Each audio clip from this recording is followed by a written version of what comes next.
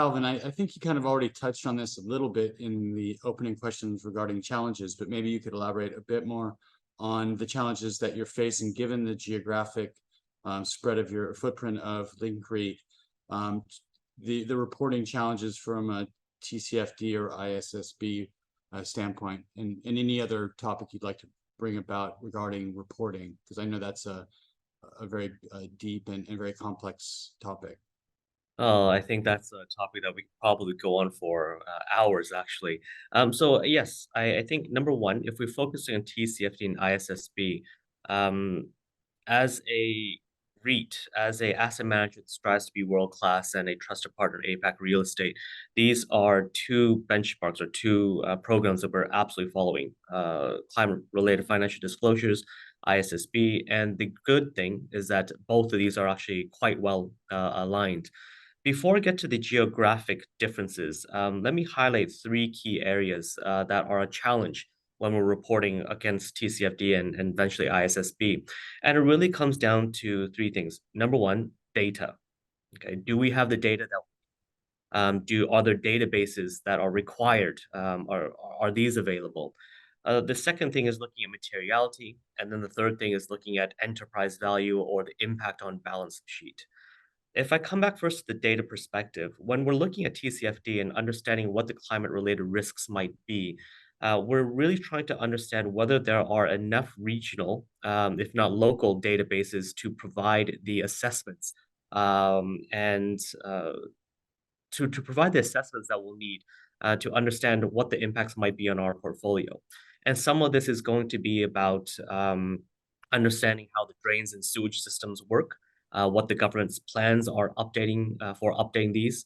And there are some jurisdictions that are very good at planning, very good at making data publicly available, and then you can rely on that. There are some that don't have this publicly available, and these are going to be critical information for us to make the assessment of where flooding might occur or how rainfall might fall in certain areas.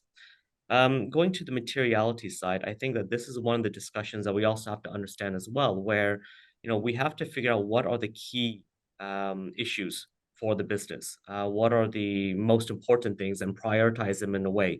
Now, this ties into what we've said before with so many different stakeholders. Everyone prioritizes things in different ways, and you may be pulled left and right, up and down.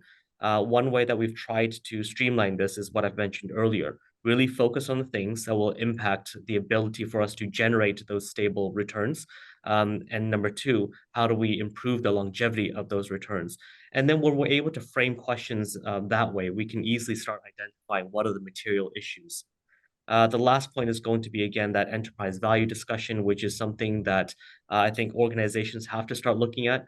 You have to set that threshold on what that financial point, that financial trigger point might be to determine, okay, this is affecting our business, and how does it affect our business? So, we look at this from a standpoint of how does it affect our distribution? Is it a 1 cent appetite? Is it half a cent, 5 cents? And that gives us a way to start assessing what is material and what will affect the enterprise value from that perspective.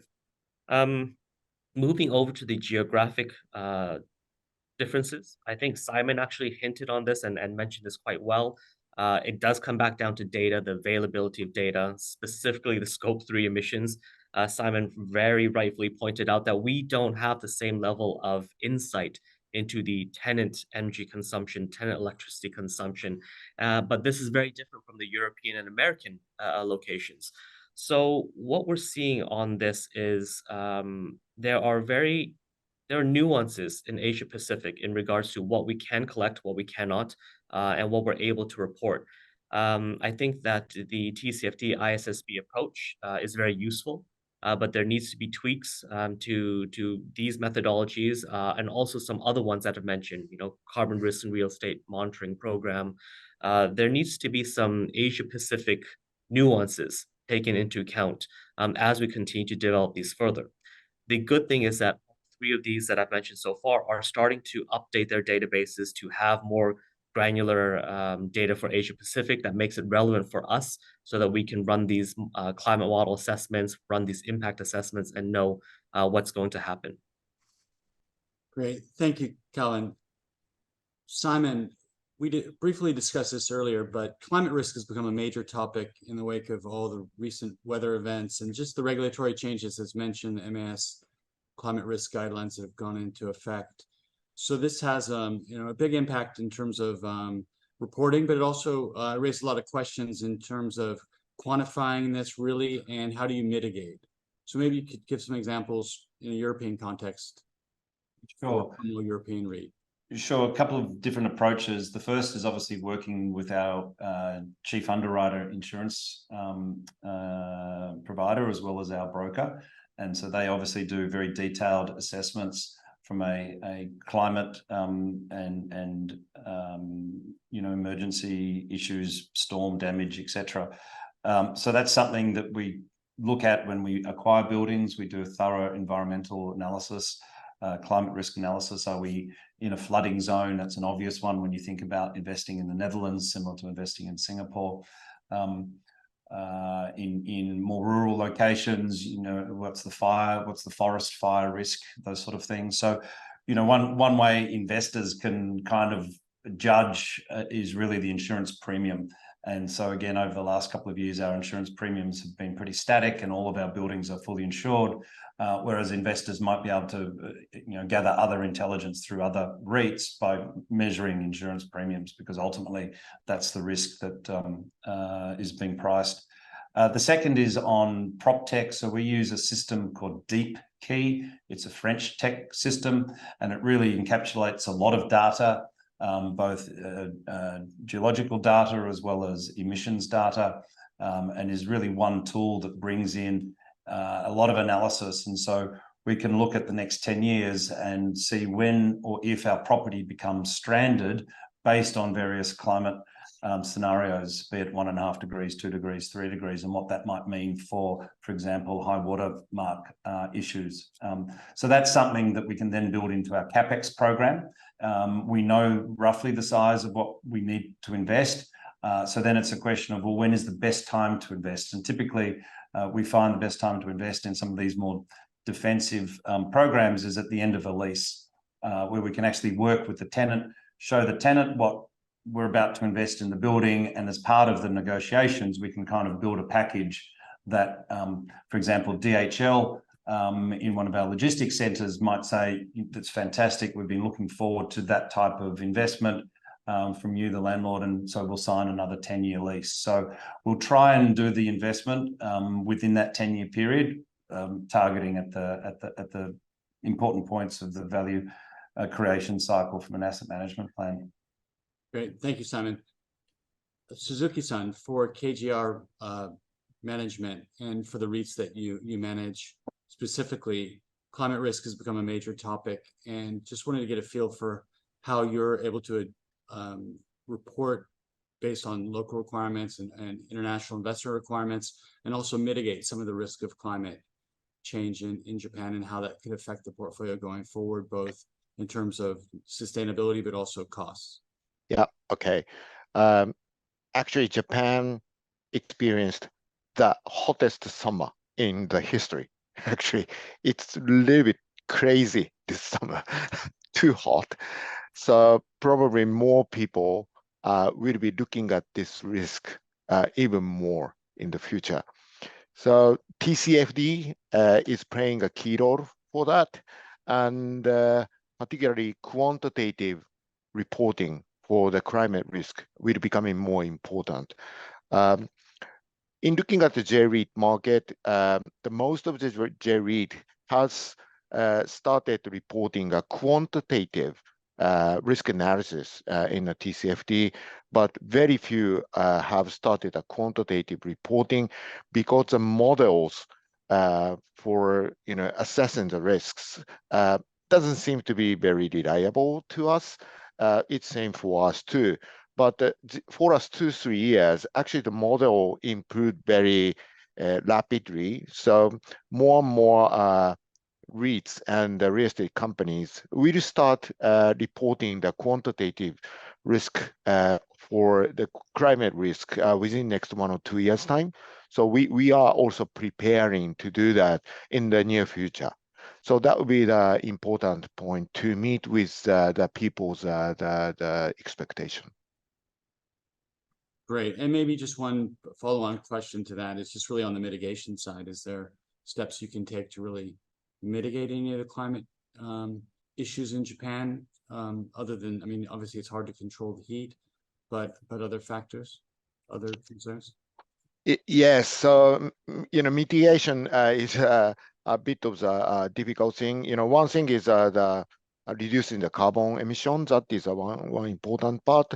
But in looking at some of the building who has a higher risk for the climate risk. For example, we own the shopping center located at the harbor, which has the large risk for the sea level increase and tsunami type things. So we are considering about putting some blocking the barrier in front of the harbor.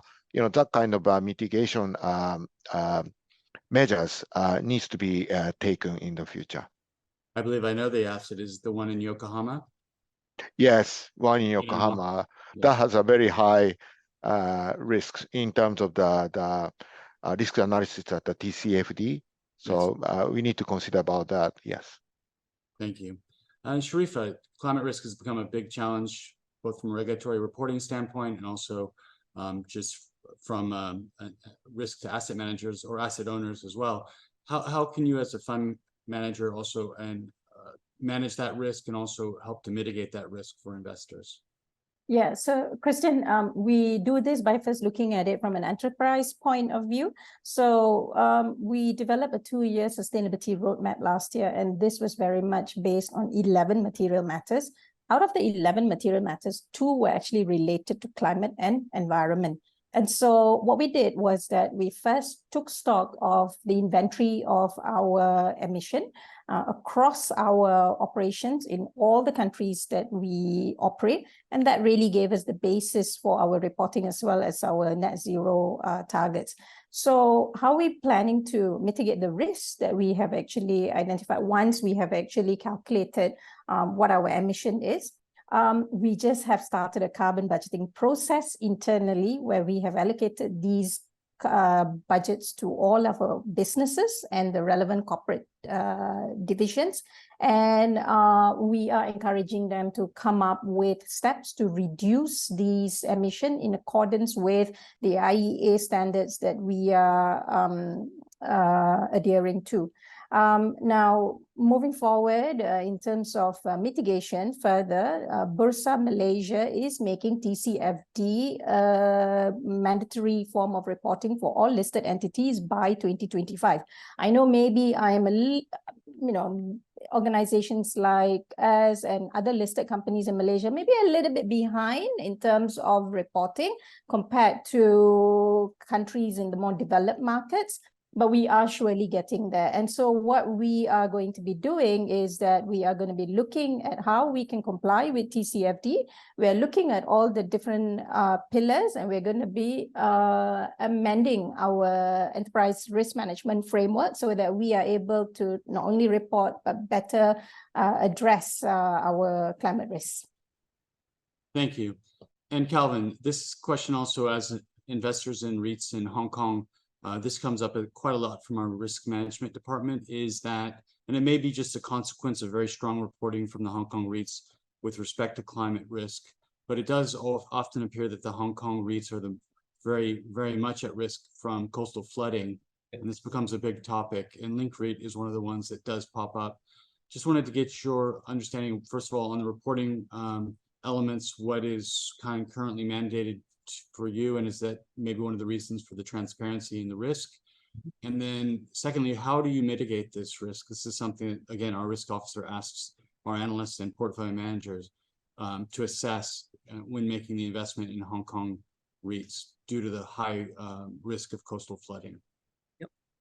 Christian, thanks for that question. And actually, a lot of my answers are very similar to what Sharifa, Simon, and Suzuki-san have provided as well. So if I add a little bit, a few other points on here, it's that even during climate issues, the physical climate risks are present across our entire responsible investment approach, right? So when we're looking at acquisitions, we consider what might be that key physical risk that we're looking at. And for a lot of our portfolio in the Greater Bay Area, it is going to be about storm surges and coastal flooding. Now, we have run an assessment for our entire GBA portfolio, Greater Bay Area portfolio, to assess which properties might be at risk at flooding and at what levels as well. But more importantly, when we did this assessment, it was based on events that people can relate to. So we did a assessment based on Typhoon Mangkhut that came by a few years ago, and that gives people an insight into saying, look, this has already happened. It can probably happen again. And then the second scenario we did was if that typhoon had hit at high tide, the worst scenario. And then we found out how many more properties would have been affected. And then we went on with some of the future thinking scenarios, 2050 and so forth. So the first thing is really to anchor the team's understanding based on events that have happened or could happen very quickly. This gets them to start thinking about, okay, so what factors should we assess? Or what factors should we mitigate? When we did that assessment for our Hong Kong Greater Bay Area portfolio, we were able to identify about 25 properties which we prioritized in terms of putting in place the mitigation measures. Now, your second question about what mitigation measures do we put in place? Some of it is about looking at understanding whether we have equipment rooms, machine rooms at ground level or below, and then moving those to different locations or putting in barriers to prevent flooding. The second approach is actually to design for the property to experience these situations. And that's what one of our coastal based properties does. The floor is actually designed. We have a wide entryway on both sides of the building so that when water comes in, it comes in, but it goes out very quickly as well. So it's designed to let the water flow through and not to pool in a particular area. The third mitigation measure, and this is actually more a result of our exposure to typhoons, is through policies and procedures. So we know that when typhoons are coming in place, we have a policy or a procedure to lift the elevators from ground level and below and keep them at, let's say, 1 or 2, so that those elevators don't get flooded and so forth.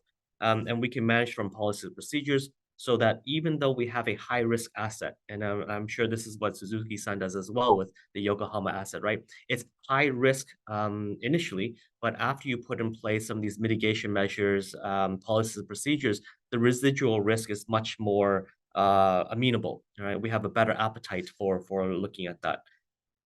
So I've only talked about flooding. I think one of the other emerging risks that we're dealing with is going to be heat, the impact on building stress, the potential opportunity actually with more people coming into our properties to use the free air conditioning that we have. But again, that would then lead to more air conditioning use, and how do we manage that?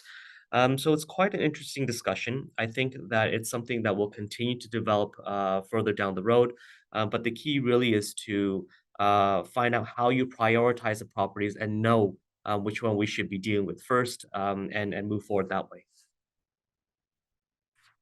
Thank you. That's really great examples. And I just want to also thank all the speakers today for their answers. They were all very interesting, and also it really do explain how REITs are embracing sustainability, which is really future-proofing returns for investors. That I think that's the key. That's what people look for in REIT investment. I think REITs have become probably one of the better sectors in terms of embracing it, possibly due to the fact that REITs themselves require capital from time to time from investors. So, pleasing investors and suiting investors' needs in this regard, I think is going to pay dividends, no pun intended. But thank you again very much for your participation.